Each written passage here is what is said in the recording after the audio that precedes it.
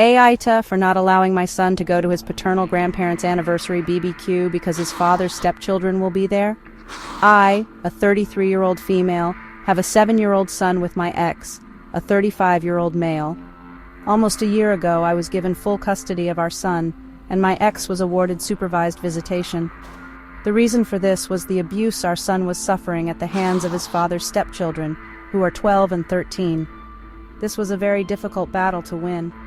It started 3 years ago when my son came home from his father's house, and my ex announced he'd gotten remarried over the weekend. He wanted me to pay half toward the clothes he bought our son for the wedding because they got ruined. Of course, I didn't pay half, but I did ask why he expected me to pay and why the clothes were ruined. He said he felt like we should split the cost of big items like that. Then he refused to answer how they got ruined. Later that evening, when I was bathing my son, I noticed some bruises on him, and it made me suspicious.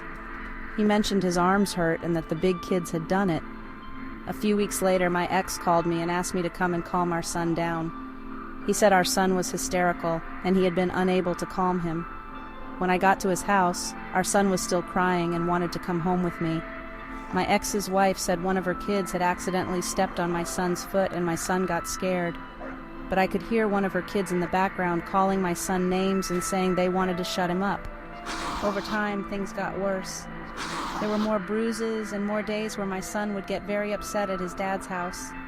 I spoke to my ex, who said his stepkids were taking it bad that their mom had remarried and that they had lost their dad only 4 years prior and it was difficult for them. He said he and our son weren't their favorite people, but he said it wasn't a big deal. I decided to document these incidents and injuries anyway because it appeared to me my ex was not concerned and our son could be at risk in his home. As my son got bigger, he'd verbalize more and more about what was going on. The stepkids treated him like shit and were not embarrassed or ashamed to be rough with him.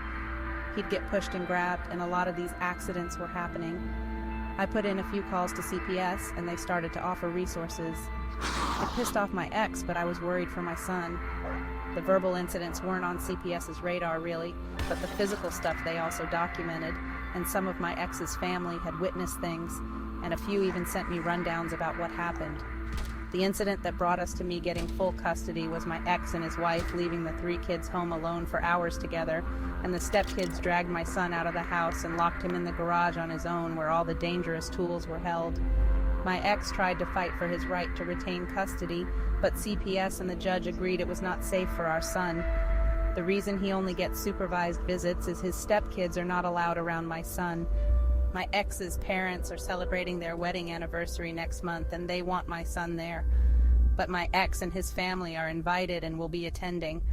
I told them I could let them do something with him another time, but if the stepkids are there, my son won't be. They, along with my ex's oldest brother, feel like I'm being unfair and too strict and not trusting them to keep my son safe. But he wasn't in the past. I know that for a fact. Ada?